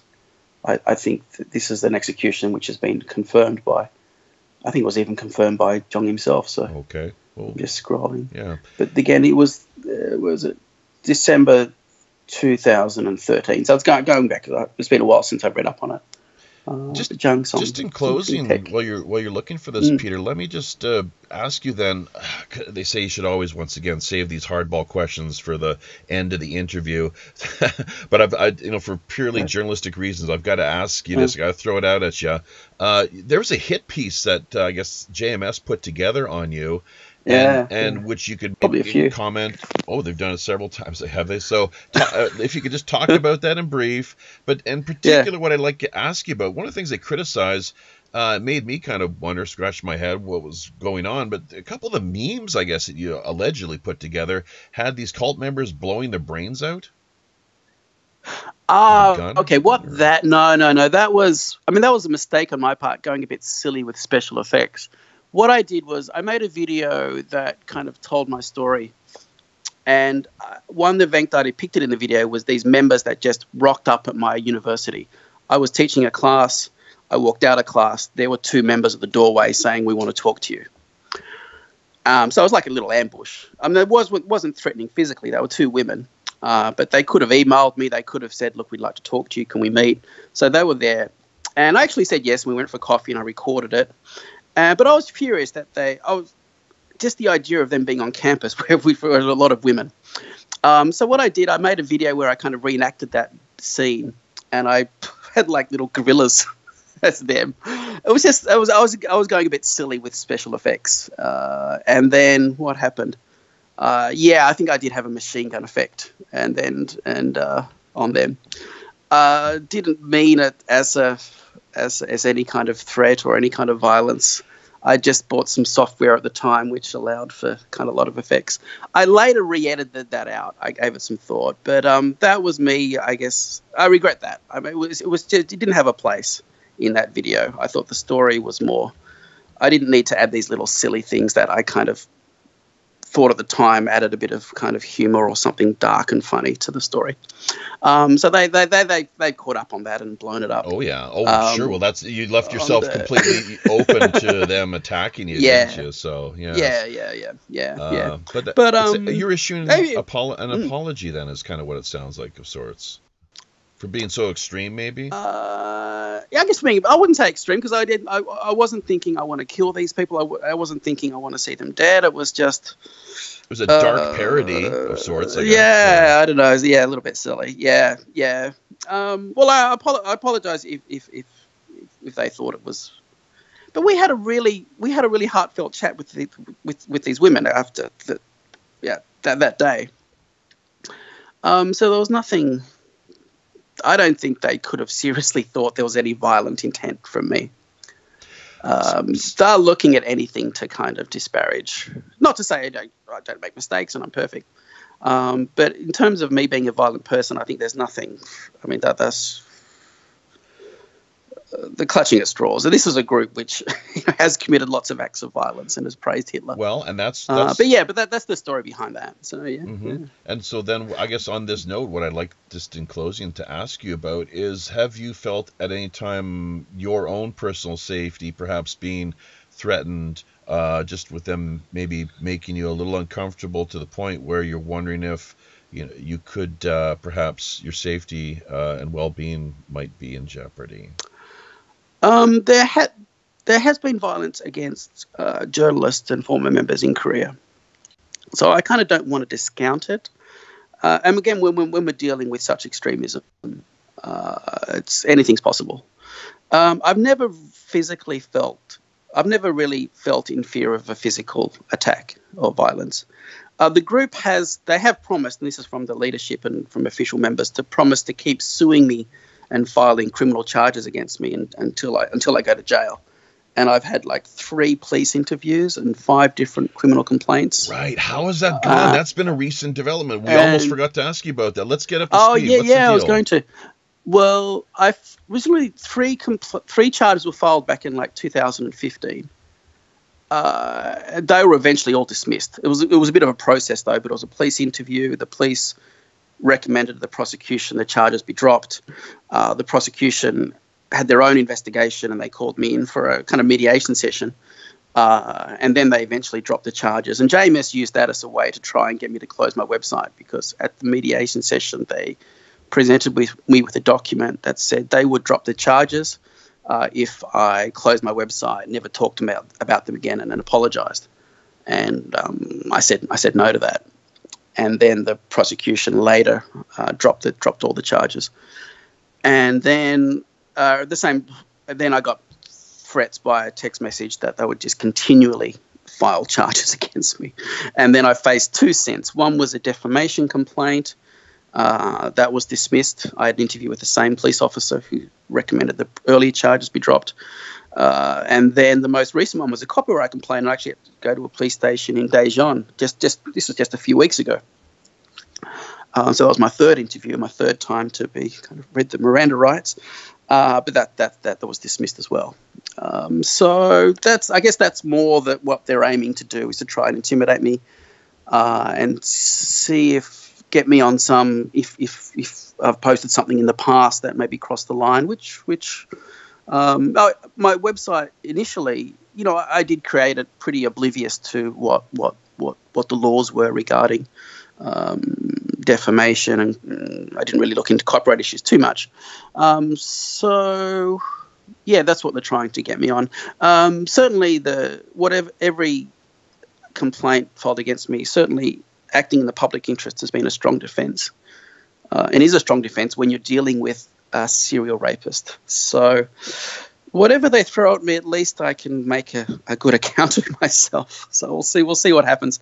And I don't know whether they've tried with their best material and now they're kind of throwing random darts, or whether they're learning from each process and trying to figure something to get me on.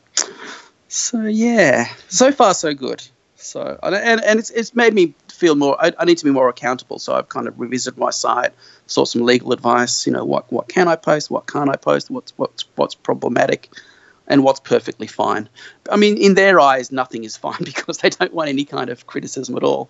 But the laws do protect me to some extent, and hopefully they'll continue to do so. And hopefully, I haven't crossed some line in the past. I'm like 99%, almost 100% confident my website as it is now is perfectly fine. They can throw these charges at me. I go to the police station. I tell them I refuse my right to remain silent. I tell them the story I've told you about meeting them and that, and then generally so far I've had the results that I've hoped for, and I've been really. I don't have anything bad at all to say about the way the police have handled these complaints. All in all, although I forget a little. Well, the first one was I was most nervous beforehand because I really had no idea what to expect, and the second one I was a little bit less nervous, and the third one, the one recently, I actually fell asleep before the interview. I still was a little bit nervous, but the translator was late, so they said, can you just wait for 20 minutes in this little room in the police station? I said, yeah, okay. And I actually had a doze, so that speaks to so I wasn't as nervous that time. At the same time, having said that, each complaint is dealt with on its merits. It doesn't necessarily matter the previous reasons for the previous complaint, but, so far they've all been related.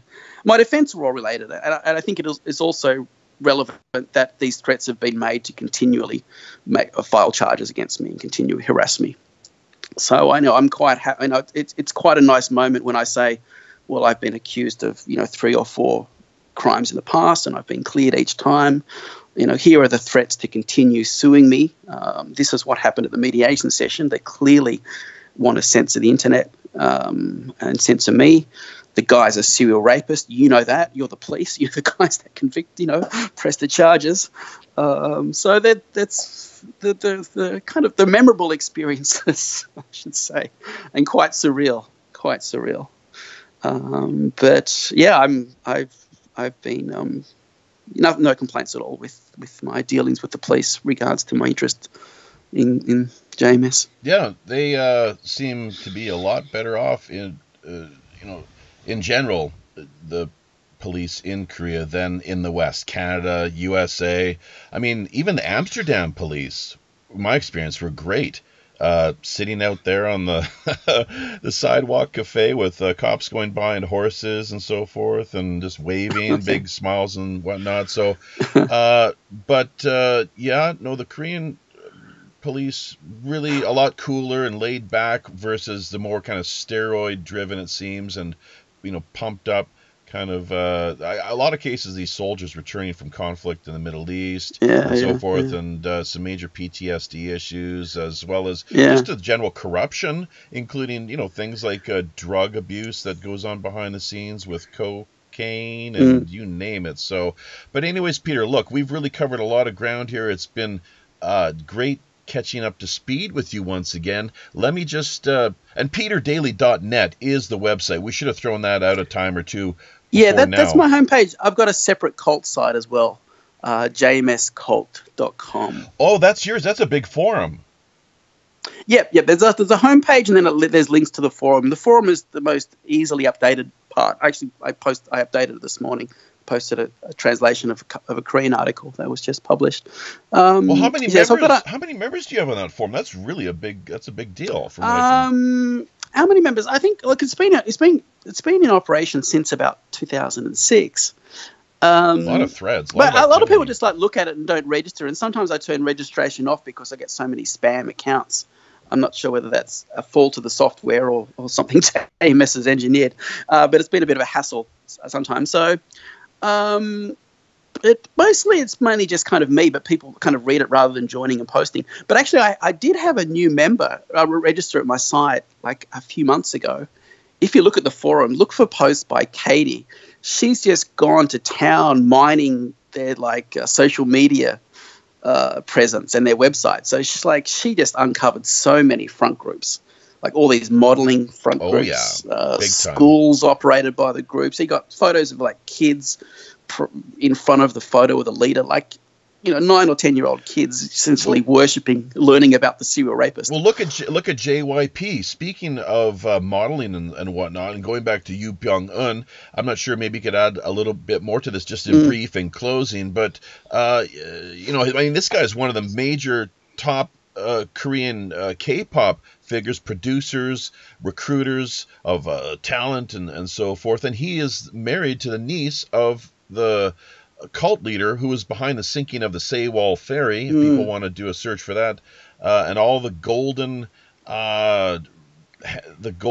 connections, as it were, the network of golden connections with ambassadors all the way down from the top there. So he married into the Yoo Byung-eun's family, getting hooked up with the niece, and that whole compound too. I remember seeing in the news that right from the get-go, that weren't there a bunch of underground tunnels and bunkers and all kinds of crazy stuff going on there? There was some story about abandoned subway cars, and there were photos of these they got hold of subway cars from the 70s or something and had them on their compound for some reason.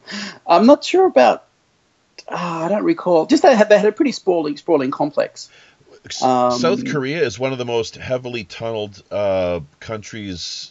In fact, if not number one, once again, as the same can be said for the per capita cult membership, that underground tunnels and whatnot, bunkers and the like, it's South Korea. And that's got a lot to do with the DMZ, apparently, from what I understand. But there's tunnels that have been dug and maybe still being dug. you were talking about Daejeon a couple of times there too. Was this now the location Gyeongsan? Would that be it? The region where the cult the headquarters where you visited and Gumsan. It's where a lot of the Insam and ginseng is grown. Yeah, I thought it might be Gyeongsan. South Chollongnam-do province. Sure. Yeah, a little bit. It's about 30 k's south of Daejeon, if I recall. All right. Well, I'm not sure if there's any final just comments or thoughts that you've got as we wrap things up here. I guess with the JP, I think with the niece, she might have had nothing to do with the criminal aspect, just being born into that. I know, his children have all been convicted, and I think one is still wanted.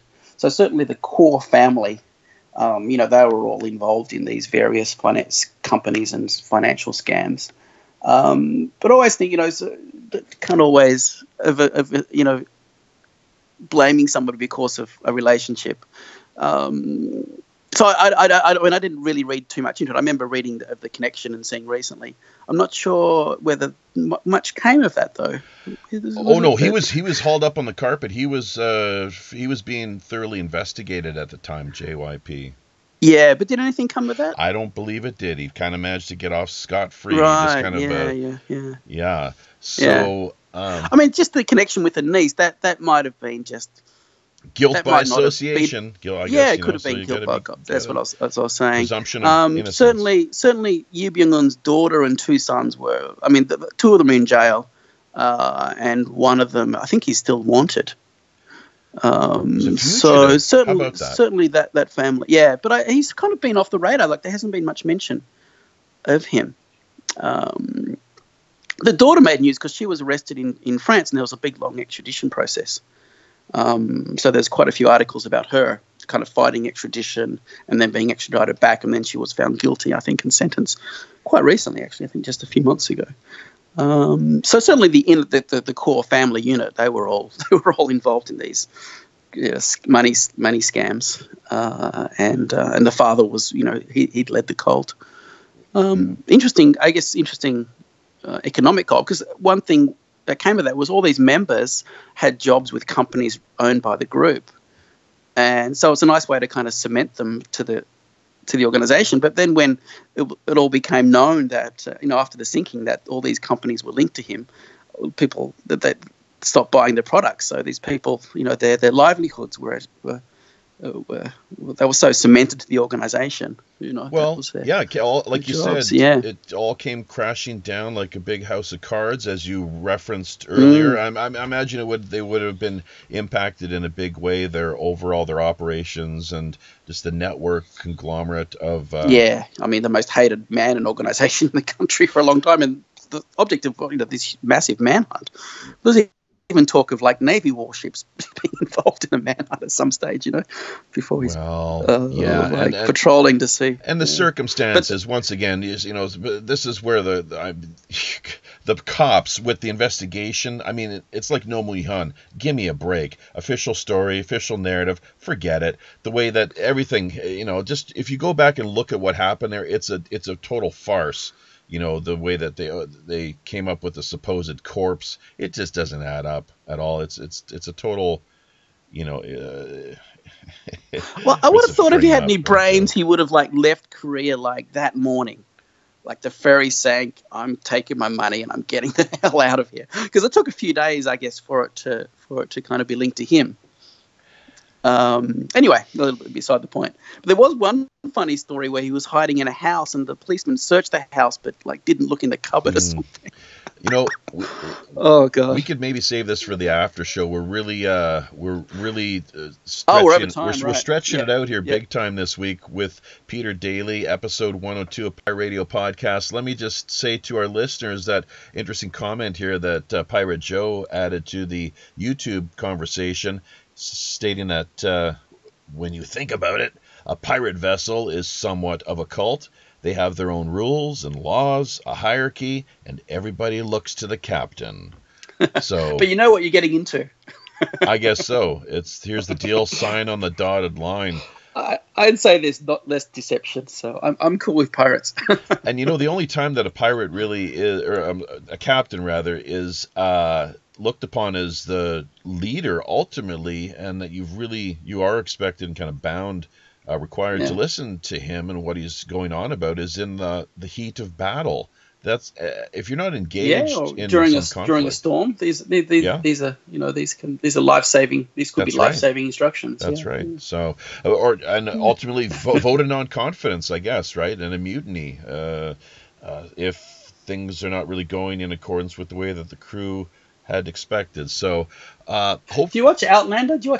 Sorry, I'm getting a bit off topic. Do you know the Outlander series? Well, no. There's a bit of pirates in that. Okay. In the later books. I'll have to look into it, and maybe we can, just encourage. Maybe some of the listeners out there have caught an episode or two, but why don't we save that for the after show? Okay. We're just going to wrap things up Okay. here and talk about that. I know you've got to get going in a little bit, so let's try to, if we can, jump into the after show. I think we have, looks like Mad Dog Hopkins might be chomping at the bit. They're hoping to drop by and join us. No, I'll stick around a little bit. So on that note, folks, episode 102 of Pirate Radio Podcasts. Something you were going to say there, Peter, before we close off? No, just 102. Congratulations on 102. we made it to the big the 100th episode and beyond here. So we are sailing right along here.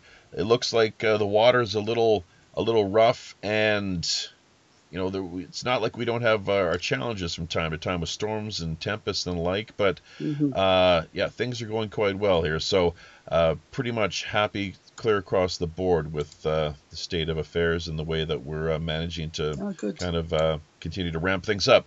But on that note, once again, episode 102 with Peter Daley here, Pirate Radio Podcasts. On behalf of Captain Long John Sinclair and the rest of the crew of the Robin Hood, until we meet again out on the high digital seas, I'm your host as always, the ship's Chief Communications Officer, Jaffe Ryder.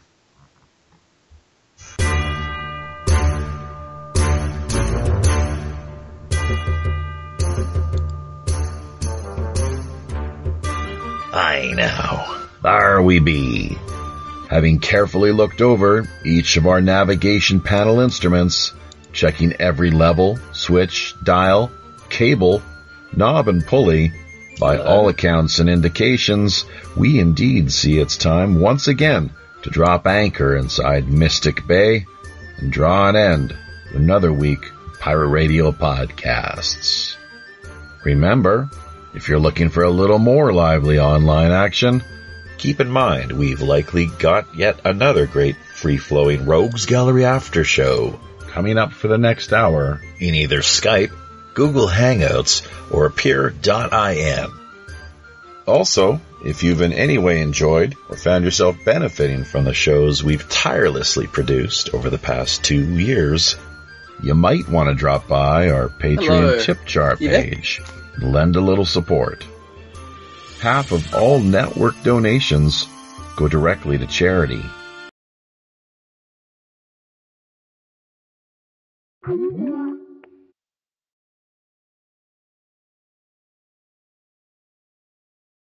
Help to keep those numbers growing over on Patreon, and we'll be able to extend even more of a generous pirate hand.